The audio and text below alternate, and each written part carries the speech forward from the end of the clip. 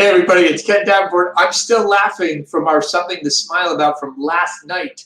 If you missed it, go back and watch the replay with Janine Tesori and watch all the Something to Smile About at the end. The One on This Island social distancing musical parody is what still has got me laughing and had me laughing all day long.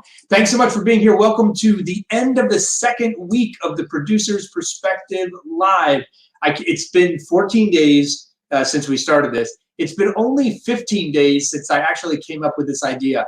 I literally was like, you know what we should do? We should just email a whole bunch of really smart, famous, successful celebrity type people and see if they'll do this. And the amazing thing, and that's what's the greatest thing about this Broadway community that I'm so blessed to be a part of, literally as soon as we sent that email, pop, pop, pop, pop, pop, pop, pop, pop, yes, yes, yes, yes, yes, I'll do it, including from this guy, tonight's guest, who will be with us in just a few minutes. One of the smartest business people on Broadway.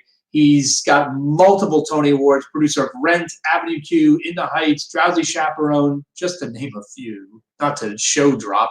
And 2 shows from this season alone, Six and Mrs. Doubtfire, both very untimely ripped from the boards. Six, it was going to be their first preview, or I think it was their first preview. And tonight was to be the opening night of Mrs. Doubtfire, but we'll talk all about that with Kevin. He's got great insights on what the business has in store for us, how to rebound. He's been a friend, a mentor, all those things. So stay tuned for that. Don't forget why we're here. We're here to raise awareness for a couple of things. One, the Actors Fund, which is doing great work right now. I've been hearing from lots of folks just about how hard they're working and how well they're going to be prepared to help for those artists and members of our community who are in crisis right now. And we're also just trying to remind everyone to stay safe, stay healthy, and stay the heck home. They're now saying here in New York, and otherwise, if you don't even have to go grocery shopping, don't go grocery shopping. Just try to avoid being out there if you can. Real crux time here in this country. So where's everyone from tonight? Throw it in the live comments. And I am, go look, all the comments coming in already. Cricket, Daniel, Mary, save that one. We'll show that one for Kevin when he's on there. He'll like that one. Someone who saw Six already. Drew back from Baltimore. Oh, Kathy, Kevin was a producer of the Meet Me and Say, look, that's amazing. That's amazing. So here's a question for you. What show are you binge watching right now? Like, what are you watching right now that you would not have watched if it wasn't for the quarantine? Okay, watching from Lafayette, Indiana. Thank you. Welcome. So what television show or movie? I watched a little of Toy Story today with my 2-year-old. I've also been watching this one, Zoe's Extraordinary Playlist. Anyone watching this? It's a musical. You should watch it. Anytime musical gets into television, it's a very good thing. And it's got my good friend Alex Newell in it from Once on This Island. And my very, very good friend, the best man at my own wedding, Noah Weisberg. Go watch Zoe's Extraordinary Playlist. Ozark, yeah, I'm doing that too. Ooh, rewatching Entourage. Hunters, Mrs. Maisel, fantastic. But what I really love is now you're all watching me. And more importantly, you're going to be watching, again, one of those people who I think has a better perspective than anybody on this industry. Please welcome Mr. Kevin McCollum. Wow, that was impressive. Thank you. I'd love to meet him someday. He sounds like a terrific guy. You know what's really impressive is that beard of yours. What is that? Listen, I'm a little late to be bar mitzvah, but I'm finally a man. I actually could never grow a beard, and because it would take too long to even look like I could. So in this time, which I'm calling a time of recalibration and reflection, which has a lot of positives too, I thought I'd just, for my own sake, just really embrace the things that I can't control. And not trying to just let things happen the way they happen. And if you don't shave, and you're a male with a certain level of testosterone, this will happen. And so I'm kind of, it's a daily reminder, like, I have to let go of the things I can't control and find gratitude and appreciation in how sort of nature takes its course, you know? And so I'm just enjoying the fact that I have no control, and this beard is an example of that. Will you continue to grow it until it's over? Will there be a ceremonial shaving day, You or know, is this the new McCollum look? it's really not up to me. It's up to my wife and kids how long they can tolerate the Grizzly Adams look. And I keep saying, no, it's not Grizzly Adams. I'm just looking for work that John Hamm turns down. So I've been asking all of my guests where they were when the virus hit the fan, if you will, and when they knew things were going to get really serious. I would imagine that you were you were about to have your first preview of Six. Is that correct? It was the opening night. The deposit had been paid. The shrimp had been peeled. Tao was waiting for us. We were full steam ahead. I was in the middle of writing my happy opening night notes, and I knew we were fighting a headwind of perhaps some ticket sales, but I got summoned to the league at around 10:30. That there was going to be a meeting at 12, and I went there, and it was clear that the danger was too high, that Cuomo was going to speak at 2, and he might decide to, ask the theaters to stop performing. And I basically said, look, I'll do what the industry feels we should do. And listen, safety is first. The shows are about showing up, entering as strangers and leaving as a family. And to be part of a situation which put people in danger, I wouldn't want to be a part of. None of our shows would want to be a part of. So it was the right thing to do to close. And I was grateful that he said 5 o'clock, because if he had said 7 o'clock, it would have been very confusing to all the people who were coming to see the shows. And so, we did not have an opening night. We gathered that night and just had a toast and got home as soon as possible, because we didn't want people congregating too long together during this very, very complicated time. Mm-hmm. And you had this real double whammy of it all, because being the very prolific producer you are, you didn't have one new musical opening the season, you had 2. And tonight... I'm definitely an overachiever when it comes to difficult decisions. Listen, you know what? It's not a double whammy. It's actually a double sort of... what I look at as a rebirth when we're back doing shows. I have 2 great shows. I have 2 wonderful companies, and the shows are about survival, about overcoming insurmountable odds, and really you every great musical must start on the earth and end in the heavens, and both my shows have that arc. And at the end of the show, you just feel better that you got to see the show and you learned something about yourself, because it's about finding your family against all odds. So both my shows, in fact, all my shows sort of have that DNA. It's something I really respond to. And I love, when you sing, and we all know this who love musicals, it's all about stakes. In many ways, I think musicals' power are about stakes over plot. And Six and Doubtfire, even though Doubtfire has a lot of great plot and a great movie, what is really, the authors have really done beautifully is they've truly raised the stakes about sort of what divorce means today. We've really put it in today's time. So it's the kind of shows, after being isolated for so long, and Six is about, you come in competing, but you end as, hey, we're all pretty amazing women that made the world spin, and we're going to need a lot of amazing women helping the world spin when we come out of this. How different do you think an audience's appetite for entertainment will change after this? Will they want something totally different? Will we want more joy in our musicals? We've had a number of years of real challenging shows on Broadway, the dark period, if you will. What do you think's set for our future? Well, I only can really speak about my show, Ken. I mean, I know how hard it is to make a musical, and I do feel that the musicals that will survive, and I mean survive, because it's going to be tough. I don't think it's going to be the kind of musicals. I think it's going to be when people feel safe to be in the theater. I think the great thing about Broadway is that it's always diverse. There's enough stories for everybody. And some people say, oh, they might want more escapism, they might want something else. I'm really not believing that as much as what people can afford and who's going and who's buying the ticket. I'm hopeful for some sort of treatment or a vaccine or things like that, because that's going to be really important to everyone, whether you're going to see a Broadway show or going to work in your office. Many of us, obviously we have our own families and our own friends, but we also have our parents or our aunts and uncles or our grandparents. And with the asymptomatic aspect of the virus, it's a challenging foe, this virus. And it's doing what it needs to do, because it's, all throughout time in humanity, these things have happened.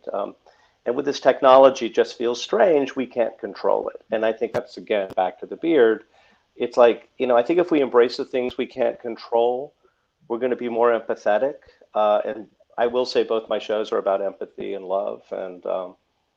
And I think that's going to be the tonic for our time, whether it's a show, whether it's your an employer, how you treat your employees, whether you're an employee, how you treat your fellow employees, whether you're the brother of a sister, or, just we are so blessed to be able to breathe and, against all odds, sort of live on this planet. And it's our job to make some changes in our lives as we come through this. And if that happens, with all the destruction and terrible things that can't be justified, there will be a path forward on how we live as a people and as a species. And I'm a little shell-shocked. It's a beautiful, beautiful statement. It's absolutely true. And a lot of people don't think producers would think that way, which is I love. Producers, first of all, let me just say, producers are terrible people. We all know that. No, actually, remember, producers, I mean, there's all kinds of producers. Producer is one of the most misunderstood words. If you don't know the Oscar Hammerstein quote about what a producer is, just go look at that producer quote from, decades and decades ago. I don't know the exact year he wrote it, but just if you look up Oscar Hammerstein, it is what is a producer. That's sort of my mission statement. And we have to have a childlike wonder. We have to have a sensibility of a gambler. And we also have to be a little nuts. And nuts in the way, not like doing bad things, but nuts in the way of, what if this happens? What if we get everybody in a room randomly, given all their independent lives, and decide to move in one direction, to tell one story? And and by the way, it's going to cost a fortune. But don't worry, because people are going to love it. And you have to believe, yeah, I think people are going to love it. And that's why I'm an innate optimist. And I think, my own personal life, I'm an only child. My parents died when I was young. I moved in with my aunt and uncle, who were great people, and my cousins / sisters, Marcy Heisler and Eileen Heisler, and my extended family. I realized life is not fair, but that's no reason to become a victim. And I think that's why I do what I do. I try to create a space where everyone can kind of have their dreams come true if they're willing to show up and put all their passion and love into it. And so money is the tool. Human beings are the destination. And I mean that with the cast and the crew and the orchestra, because I typically do musicals, but also the audience. So as a producer, I'm constantly, I always say to people when I give notes, I'm like, look, I'm not giving notes because I used to be an actor or I used to write or anything like that. I'm giving notes because I'm a really, really big fan and a great audience member. So I feel I'm your audience talking to you. So that's kind of how I think about why I do what I do. If I know Mary, she's digging up that quote right now, and she'll throw it in the comments for everybody. Okay. But seeing that as you say, a producer's job is to get people in a room and get people moving in one direction. Obviously, we can't get people physically in a room right now. You've got these two musicals that without a doubt, I'm sure are coming back and will come back stronger than ever. And you'll come up with some way to raise the curtain in a very triumphant, celebratory way, because I know you. But you've probably got, I mean, how many other shows in development? How do you keep this momentum going and everyone moving in that direction when half the people want to be like, you know what, I don't want to fucking do anything right now. Sit in my room and just eat pizza. Yeah, well, I'm lactose intolerant. So no, I'm not lactose. I just don't mean to make a joke about lactose intolerance. But actually, believe it or not, we're having pizza tonight because I was supposed to grill, but then I had this, so I said I can't grill tonight because I'm speaking to Ken Davenport and the Broadway fans, and I'm grateful for that. So we're making pizza. Oh, and by the way, I'm in Putnam County, and I just want to say to everybody, like you said, if you don't have to go to the grocery store, I want to say squirrel is delicious. It's really simple to make, and if I have some marinade ideas, and again, so I never catch a squirrel I don't eat. Okay, I just want to say that. Just fry it. Everything fried No, you don't fry it. You do not fry it. No. Do not fry it. So what was the question, Ken? The question was, how do you keep that momentum going in a time like this when people may not want to get, you know? You know what? It's not even. I have to tell you, the secret of this time is I've been doing. Before I got here, tonight was our opening night. It was supposed to be at 6:30 at the Sondheim Theater tonight, and we were going to Pier 60 for the opening night. So instead, I'm having pizza. But what I did just now, and I just missed the last 10 minutes, was this reading. We read through the script tonight. It was the cast's idea, and so we read through the script, and it was just great fun to see 100 people. You know, and you know, Zoom doesn't let you sing over each other, so you know, we had some tracks, and we let the songs happen, and everybody dressed up either in their opening night outfits or like this, and everyone just loved each other. By against all odds, the theater is so live, and digitally we just made it. My two other shows that I've announced, they're actually in very, very deep development. And by the way, Doubtfire had its third preview. We were in rehearsal that Thursday when I went at 5 o'clock and said, you know, everyone go home. So we'd only had 3 previews, so they just got their stuff and left. But my other 2 shows, besides Six and Doubtfire, are The Devil Wears Prada, and we worked on a new draft, and we did a reading of that last week, and through the internet, and it was just terrific because also you can focus a lot more. Usually you're kind of running from a reading, and then you got to go, and you got to do this, and you got to go to a show, and you got to go to a meeting, and what's interesting about this downtime I've noticed is the artists specifically, the writers. There's just one of the things writers often don't have is time in the modern world, and the work that's being done on Prada is tremendous, and we got to work with the actors we had cast, sort of ready to go to Chicago, and that was wonderful. And then also we're planning, we're going to Chicago at the Chicago Shakes we've announced for The Notebook that Michael Greif is directing, and Ingrid Michaelson, and Rebecca Bronsteiner is writing the book, and Ingrid's the music. And we're working on that now, and we've had some auditions remotely, and we're just working. And on another project, I have a composer who sent me a song every 3 days that is just marvelous. And I think what's happening is there's going to be so much pent up creative energy that's going to be ready to be released to the world. I think it's going to be a very, very dynamic time in theater once we're ready to open the doors. And the question is, we're going to have to do a lot of things.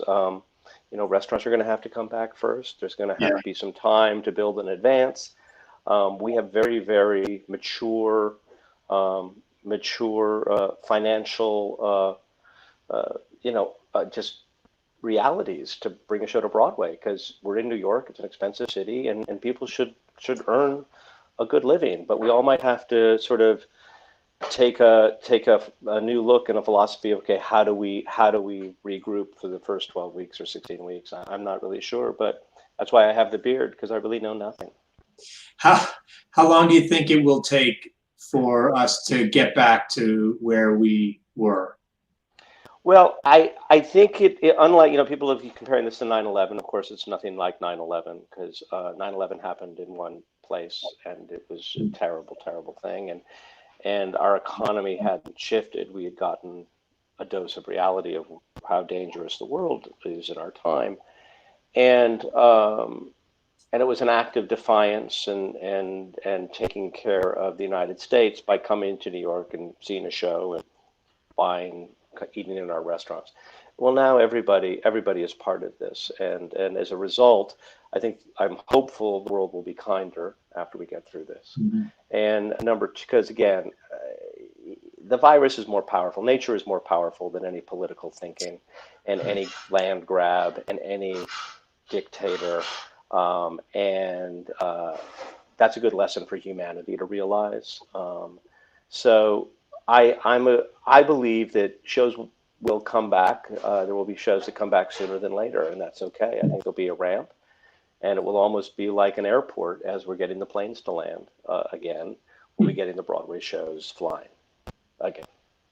I love it. Let's go to some questions from the crowd. First of all, there was one here that I'm trying to find. Where is My it? only fear is like this live stream is going to be the least amount of people watching because I'd much rather watch Janine Tesori or Alex Brody. Cricket. Here it is. Sierra Bogus. Cricket Daniel at 8:10 p.m. Just so you can have some positive affirmation, Kevin. Mary, can you throw that up there for Kevin to see? Cricket Daniel says, oh, that's not it. Dang it. I like want to read a script. Beard. Is that what that said? I like the beard, he says. Keep it. Keep the beard. That's great. Thank you, Cricket Daniel. He doesn't look like a cricket or Daniel. Let's. He wants you to read some of his shows as well. Well, you got time in there. Great. We'll send it to Putnam County. If you know Ken Davenport, you can probably get me a script. Here's Adam Maggio asked an interesting question about this ramp up, actually. Adam asked, do you think in an effort to keep operating costs low in anticipation of smaller crowds, we'll see more plays than musicals opening when Broadway is back open? Do you think the plays are better suited for a return, or are the musicals better suited? I'm just going to say it again. It's never about money. It's about human beings and it's about story. And if it's a great play, absolutely. If it's a mediocre play or a play that, there's a lot of great playwrights writing for television right now. And there's a lot of, we're getting used to getting so much of our stories digitally now, even more than before. We just have to have live entertainment that reflects the culture we're in. So I think our stories might be different. I think plays about isolation and then entering the world might become a trend. But I don't think plays versus musicals. One of the issues with plays are most plays today need stars, again, because there's so many other great narratives about music on television and elsewhere. So my thinking is that no, because plays also need stars. And what'll happen is some of the great plays we had coming in, we don't know the availability of the stars, if they're going to need to do some film and television right after, what the contracts are. Again, I only can speak for my shows, but this idea of suspend and extend, which is the concept of, if it's 3 months, you'll give us 3 months after your contract. Well, that's fine, perhaps, if it's a musical that has year contracts or longer. But plays sometimes with stars are 16-week commitments. Otherwise, they're not available. Now, I know that most stars who do Broadway love Broadway, and I know they'll do everything they can to have the show go on at some point. And I know most producers who produce plays, and I produced Hand to God and a few others, weren't star-driven, but I'm really about promoting new playwrights. That's kind of my mission. Playwrights and librettists and lyricists and composers and directors. So I don't think it's that simple. And I'm not that cynical. It's not about money. It's really not about money. It's about what reflects the world we're in, and then you'll find the money to go see it and produce it. I just want to say one of the very first blogs ever written was about Kevin and this non-star approach and this commitment to new writers. And, Hal Prince very famously said to me when I was coming up, Ken, if you want a show to happen, get me to direct it. He was saying, like, get great staff. And of course, the shows would happen if Hal would direct it. But what I love about what your first several shows were, Rent, Avenue Q, In the Heights, there was a commitment to Broadway debuts by the book writer, lyricist, composer, director, which flies in the face of conventional wisdom, but all made successes. Well, one show that I think sums up kind of what I believe in is the show about that, which is called Title of Show, which is, can you do a Broadway musical with 4 people and a piano and sometimes Larry? And the answer is yes, because invest in your friends. Do shows with your peers. I understand Hal's comment, and he was a great man and very kind to me and many others in my generation. And we learned a lot from him. But there's no such thing as a slam dunk. What is true in the theater, though, unlike film, is that theater has more success when you don't think about formula. Whereas in film, because it's an impulse buy, and it's about getting out of your house when you're younger, and it's driven by youth, not a 65-year-old woman living in Connecticut, which is the theater goer, that imaginary theater goer we think of, who buys the tickets for herself and her family. It's really important. Theater is about surprise, and because it's visceral, because you're like seeing something with other people that you didn't expect. And everybody has to show up. And this is what frustrates me from new producers, or we had a lot of people who in our business who are producers who come from the financial world, and they know what they go to, but they go to what their broker says is a hot ticket, or they approach it very outside in. Because I was an actor, I approach everything from inside out. How am I going to feel? This should not work. If it's Cricket Daniel, if that was the person who wanted to read the script, if it's a very non-commercial idea, meaning we just haven't seen it done in that way before, I'm interested.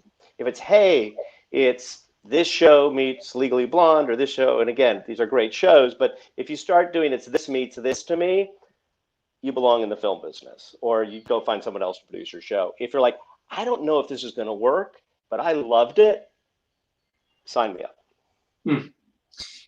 Eli Van Sickle at 8:25 asked, question for Kevin. This is interesting on the heels of the movie industry coming into Broadway.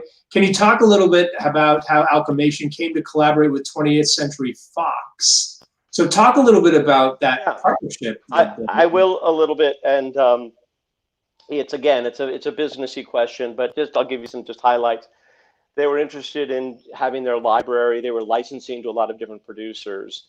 And they came to me and said, would I be interested in working with them, figuring it out, maybe taking a few titles? And I said, the problem with you licensing to different producers is typically you'll take the best deal. But I can't afford your deals because the underlying rights are so expensive. And it's a movie, and that doesn't necessarily help because expectations are high. And the key for a hit is your expectation has to always be lower than your reaction. So if your expectations are high, it has to be perfect. You know what I mean? So it's one of these things that I was very skeptical that I would be the person. But then I started thinking about it, and I said, if you let me sort of pick a few titles, and here's the deal, most of these film companies would license and then have a right to put in money later. But I said, let's make a joint venture. I don't want to be a licensor. I want to be your partner. So we made a deal where basically I was their partner. And I said, and guess what? Don't pay me anything. I'll raise money from my side. I'll meet you half. You put in half, I put in half from day one. And let's go forward as partners, and it'll be self-policing because I'm not taking a salary. So I'm not doing it to try to just earn my weekly check.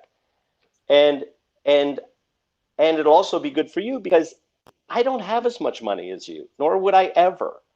And so if I'm willing to do it, why wouldn't you, given my track record? So Bob Cohen, who was at Fox at the time, and also Jim Giannopoulos, who ran the studio at the time, great people who just loved the idea of really being partners, because Fox was a very artist-driven. I'm just talking about the studio, of course. I want to be very clear.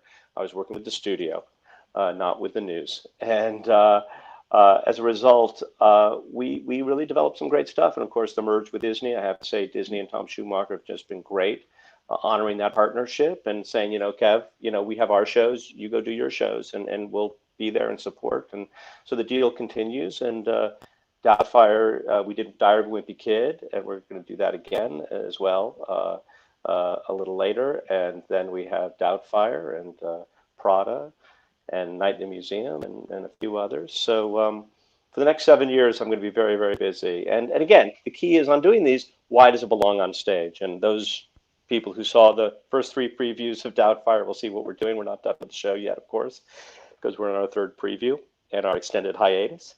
And we'll be back. And I'm just very, very grateful for that. So it came out of just a few conversations over about 6 months, and they hadn't had anyone saying, I'll be your part. I'm not just trying to license something for $25,000 for the first 12 months and let's see who I can attach. I worked with them very closely, and we built some great teams. And Doubtfire are the guys who I did Something Rotten with. So and of course Prada is Elton John and never heard of him. And others, and it's in Shane, and it's just great. It's just really wonderful. And of course we have great directors in Jerry Sachs and Anna Shapiro, and we're working on Night in the Museum, and Alan Menken announced it already, so I'm going to announce that Alan is writing the music for that. So and that's going very well, and he's written some fantastic stuff. Well, can't wait to see them. Some of the crowd here has already seen. I'm reading a couple comments. Now, go see 6 when it returns. It's really sweet, and the crowd is full of love for the women. There was someone else who saw one of the first previews of Doubtfire and loved it as well on here. So when they return, everyone go see those 2 shows and look out for, the slate of yours is ridiculous. Night at the Museum, Notebook, Prada, and many, many more. Thank you so much for being here, for doing what you do. And we will. And I want to thank your audience who took a Sunday at 8, or if you're watching this on Monday or Tuesday, or even 3 years from now, when all the shows are up on the boards and still running. I'm just grateful that you love coming to the theater. And if we show up together, we can change the world. A great way to say goodbye. Keep growing that beard. Thank you. We'll see you soon. Kevin McCollum, everybody. A great guy and a fantastic producer for anyone looking to learn how to produce. Just watch the guy's career. Just take a look at all the stuff that he's done. Or if you are looking to get a producer, there's no one better. So thanks so much to Kevin for joining us tonight. We're going to keep going with this thing. Tomorrow night, show the lineup for tomorrow night. Who do we got tomorrow night there, Mary? Susan Blackwell tomorrow night. Susan Blackwell from Title of Show. God, it's like Mary planned this. I should have told Kevin. Kevin, if you're watching, Susan's on tomorrow. Susan Blackwell from Title of Show, fantastic. She's got an incredible podcast as well. Super funny lady, super smart. She will inject you with a shot of happiness for sure and joy. That's what she does. Susan tomorrow, a whole bunch of other people coming up for the rest of the week and the rest of the next several weeks. Flash that graphic. Look at all those fancy people. George Costanza is coming on. Mary Lou Henner is coming on. It's going to be a great couple weeks here at the Producer's Perspective Live. Don't forget the Actors Fund. Don't forget, stay healthy. I get my own hashtag wrong. That is by the way, that is the sign of a bad hashtag when you can't remember it and you came up with it. Stay safe, stay healthy, stay home. Don't forget about that. And now my favorite part, something to smile about. We always leave you with one thing. This one comes from Kevin himself and the incredible cast of Mrs. Doubtfire. They have a big tune in that show called As Long as There Is Love, and they recorded it just for all of you. They did it using social distancing, all of them in separate places. We're going to throw that link into the chat. You heard Kevin say he was nervous that not a lot of people were going to watch this. We know a lot of people are going to watch this. Watch this. Show him how many people can watch this video. Watch it, share it. It's a great song. It's a great message, and it will make you smile. That's As Long as There Is Love. And then go see Doubtfire and 6 and all the other shows when they come back, because they will be coming back. And we'll be back tomorrow. Producer's Perspective Live. Thanks so much. Signing out.